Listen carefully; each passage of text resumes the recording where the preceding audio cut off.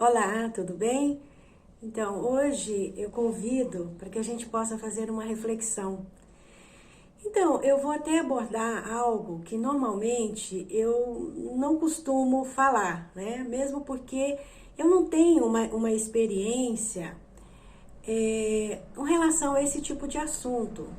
Na verdade, eu me interesso, pesquiso, mas realmente eu sinto que no momento que a gente está vivendo, eu me senti assim, buscando entender e refletir sobre toda essa história, né, que nós estamos vivenciando, principalmente com relação à pandemia, com relação a todo esse conflito que nós presenciamos com relação a essa crise, uma crise econômica, social, né?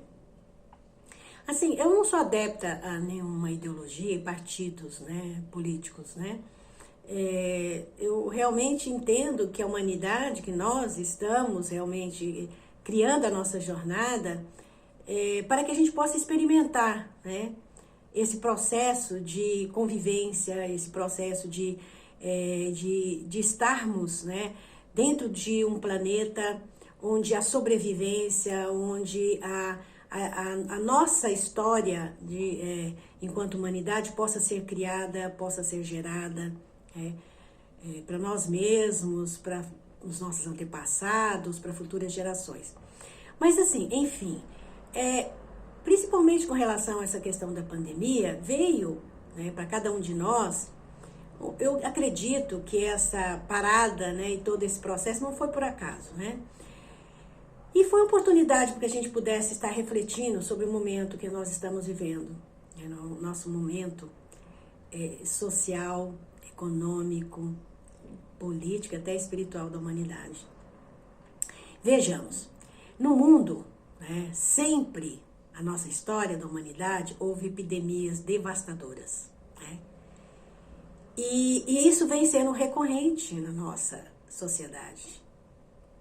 E a pergunta é o seguinte: por que até hoje não se investigou e não se investiu em procedimentos que possam estar realmente enfrentando essas epidemias, essas viroses, de uma forma mais eficiente?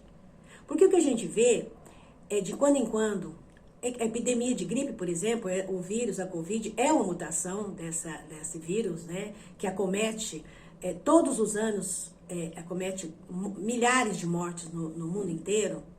Isso não é novidade. O Covid é um vírus que parece ter sofrido mutação. Mas isso vem acontecendo já há vários, milhares de anos. E nunca, vamos dizer, o sistema político-econômico mundial teve qualquer iniciativa para realmente não criar a vacina, não criar o medicamento, mas realmente tomar e ter protocolos para que esses vírus não possam vir a ser desenvolvidos. Que isso é possível. Isso é perfeitamente possível. Com tomadas de atitudes que envolvam uma política séria, né, de prevenção. Qual seria a prevenção? A gente está vendo aí, principalmente nos países pobres, o Brasil é um país em desenvolvimento, mas tem muito bolsões de miséria, que nesses lugares de miséria, a pessoa vive na lama, no lixo, não tem saneamento básico, não tem alimentação. Alimentação adequada nem pensar, às vezes a maioria não se alimenta mesmo. E da onde vem esse vírus, essa bactéria? É justamente dessa situação. Então, qual é a política e o protocolo que se foi adotado para que pudéssemos eliminar essa miséria? Para que pudesse eliminar essa situação de submundo que as pessoas vivem? Nenhuma. E eu não estou falando da política só local, mas da política mundial, daqueles que têm dinheiro, daqueles que estão no comando e que, de repente, trazem um processo de comando, de um comando central para que possamos estarmos realmente enfrentando o vírus, mas de que forma? De se criar uma vacina? De colocar as pessoas presas em casa? Eu não vejo que isso é uma atitude que vá realmente resolver a situação. Pelo contrário. Vão se produzir vacinas caríssimas, medicação para estar apenas, vamos dizer, criando um verniz na situação. Porque logo em seguida vai vir outro vírus. Então, assim, o que está em jogo é o próprio paradigma humano. Nós estamos vivendo num sistema piramidal, onde 1% do mundo comanda o resto do mundo. Criando um sistema escravagista, sim. E que não há interesse de estarem realmente profundamente resolvendo a questão da miséria, da violência e das mortes, creio eu.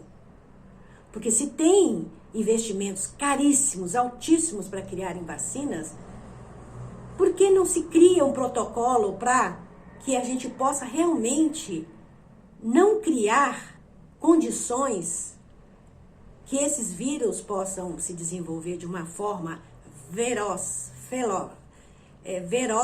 né? E mortífera? Isso é possível.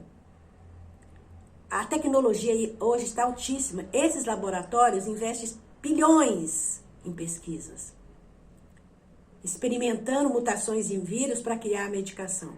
Por que não se cria um protocolo para evitar a propagação e a criação desses vírus? Então isso é um sistema bastante voltado à centralização de poder. Não é?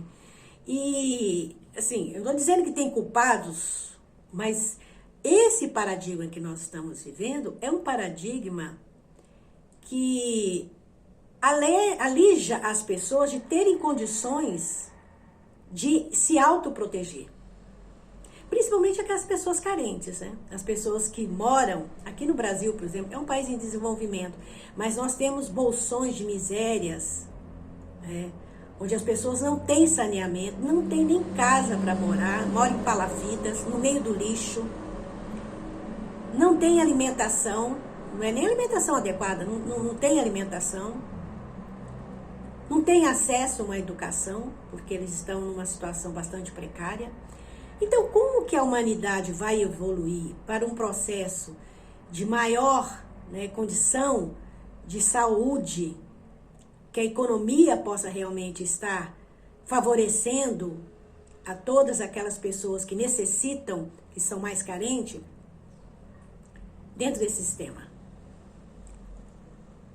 Então, assim, para mim, eu sou terapeuta, dentro da minha visão, para que você possa não vir a contrair uma doença, é importante que você invista na sua saúde. Que você fortaleça o seu sistema imunológico, seu sistema emocional, né? Mental. Mas para isso, a gente precisa investir. E não se investe.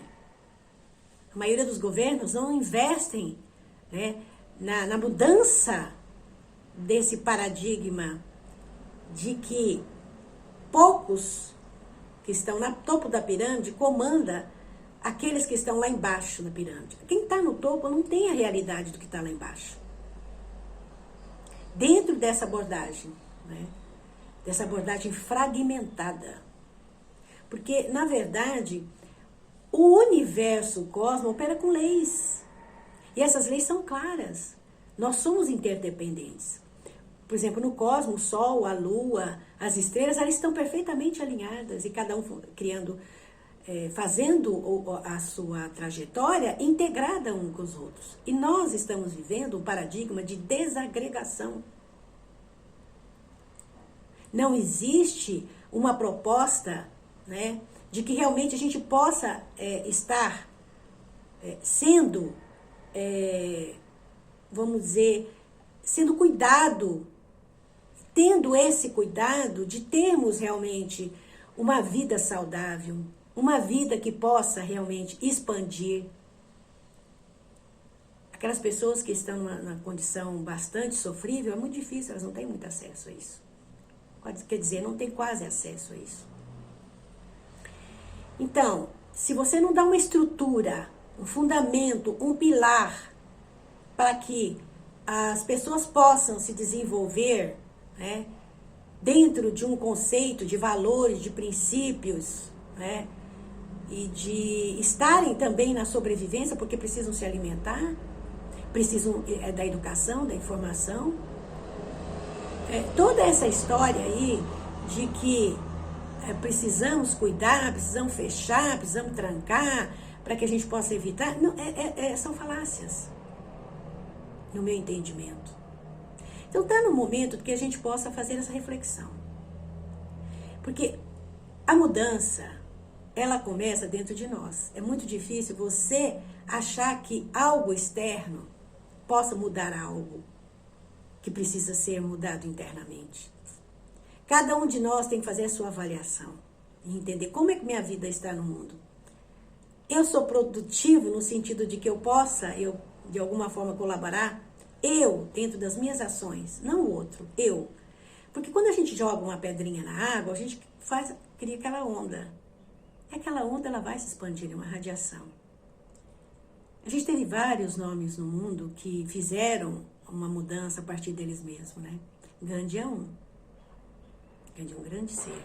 E ele dizia que a paz começa dentro de nós. Realmente, se eu realmente não estiver em ressonância com o que realmente eu acredito, com o que eu sou, a minha essência, eu vou estar sendo, vamos dizer, consumido por todo um processo falso, de uma realidade falsa.